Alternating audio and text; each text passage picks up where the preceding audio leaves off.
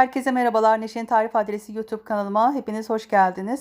Bugün lahana sarması tarifi ile karşınızdayım. Evet, bütün bir lahana almıştık. Bu lahananın yarısını lahana turşusu yaptık. Bunun için de sayfamda arkadaşlarım. Ve diğer yarısı ile de lahana sarması yapacağım. Hemen tarifime geçiyorum. Evet, öncelikle lahanalarımızı güzelce yıkadık. Ben biraz buraya sirke koydum. Sirkeli suda beklettim. Şimdi lahanalarımı şöyle suyu süzülsün diye şöyle kapıma alıyorum.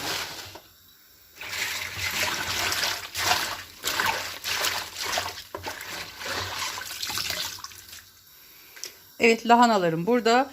Şöyle tencereme de su kattım. İçine biraz da tuz ilave ediyorum. Öncelikle lahanalarımızı haşlayarak başlıyoruz. Evet, suyum kaynıyor. Kaynayan suyuma lahanaları koyup şöyle kevgirimle şöyle bastırıyorum. Biraz böyle yumuşayınca şöyle kabıma da süzgecimi koydum. Buraya koyacağım. Evet. Lahanalarımı burada haşlıyorum. Bir yandan da içini hazırlamak istiyorum. Şöyle yan tarafa alayım. Evet, şöyle tenceremi ocağa alıyorum. Zeytinyağımı katıyorum. Şöyle bir adet büyük boy soğanımı doğradım. İçini kavurup hazırlayacağım. Evet, birkaç adet derin dondurucudan sarımsağımı çıkarttım. Onları da içine doğrayacağım. Şu an sarımsağım var ama bu da büyük bir kolaylık. Kanalımda derin dondurucuda sarımsak nasıl saklanır diye videom var arkadaşlar. Onu da izlemenizi tavsiye ederim. Evet, lahanalarımı şöyle fazla bekletmeden hemen çıkartıyorum.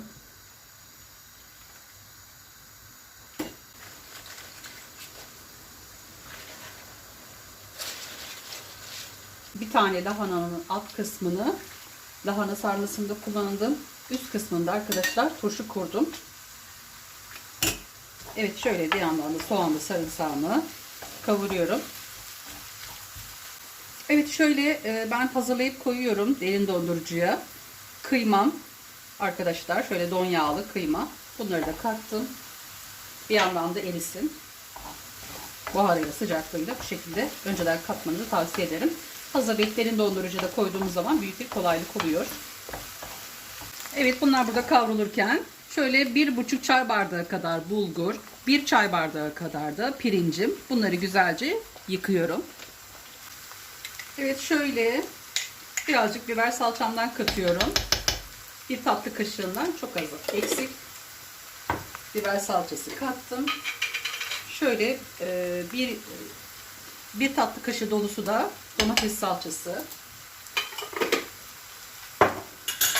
Evet, bunları da şöyle bir kavurayım.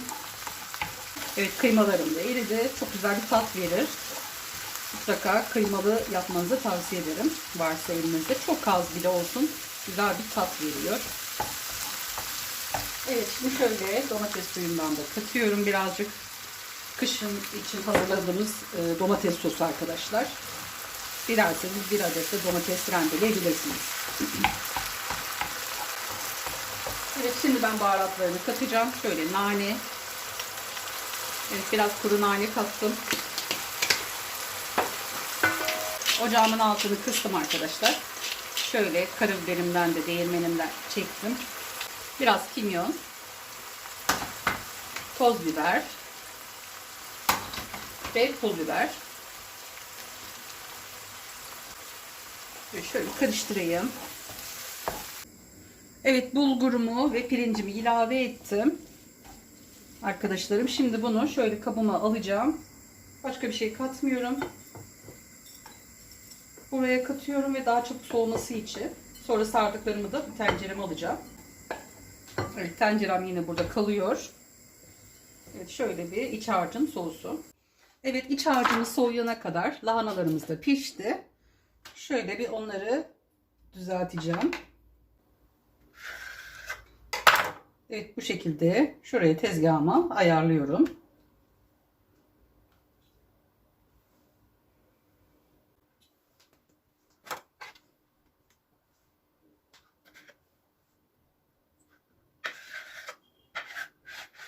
Evet, bu şekilde kestim. Şöyle birazcık iç harcından koyuyorum. Ve şöyle sert olan yer varsa bunları da alıyoruz.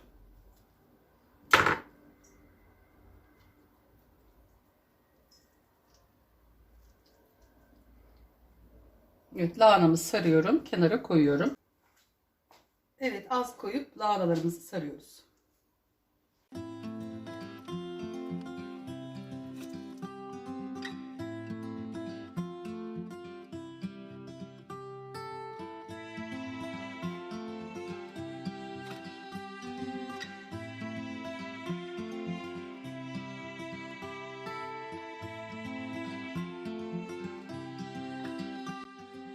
Lahana yapraklarını sardım. Kalan yaprakları Şu şekilde kıyıyorum. Bunları tenceremin dibine koyacağım. Hem lahanalarımız dibine yapışmaz, yanacak gibi olursa. Kalan lahanaları şöyle ince ince kırıntı olan lahanaları doğradım. Bunlar da tenceremizin dibinde kapuska yemeği olacak.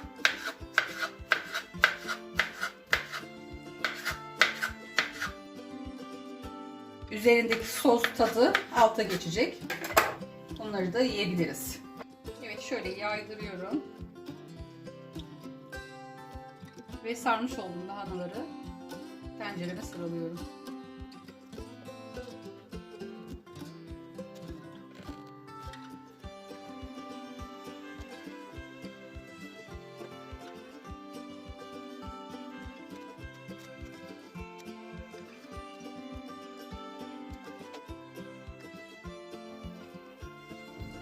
Evet, bu şekilde lahanalarımı koydum. Şu boş kalan yerlerine de biraz içim arttı. Biraz da yaprağım vardı. Bunları sarıp boş olan yerlerine koyacağım.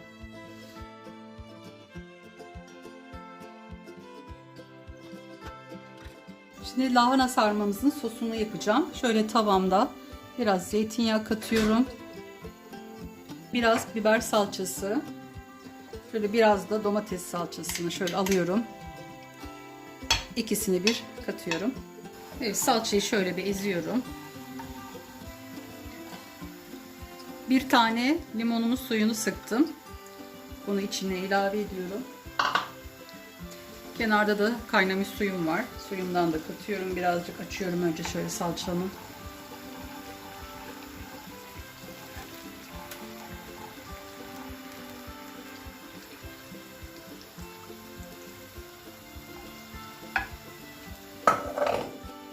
Şöyle biraz suyumdan ilave ettim.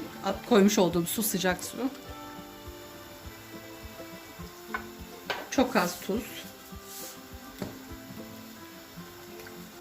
Evet, suyum kaynadı. Şöyle kenara alıyorum.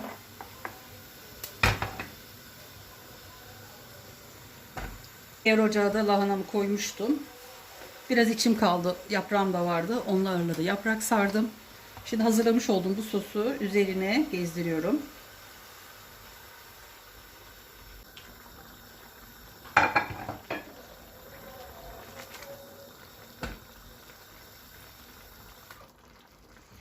Evet, ocağımın altını kıstım. Şöyle üzerine büreceği kadar, şöyle şuraya kadar bir su kattım.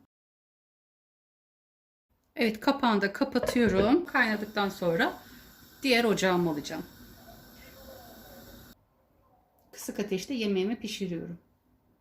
Yarım saatte kadar yemeğim pişer, hazır olur. Sonra üzerindeki şu içindeki kapağı alacağım. lahana sarma pişti. Yanında mercimek çorbasıyla servis edilebilir. Evet, böylelikle bir tarifimin daha sonuna gelmiş bulunmaktayım. Mutlaka bu tarifimi denemenizi tavsiye ederim. Başka tariflerde görüşmek üzere. Kendinize iyi bakın. Allah'a emanet olun. Hoşça kalın.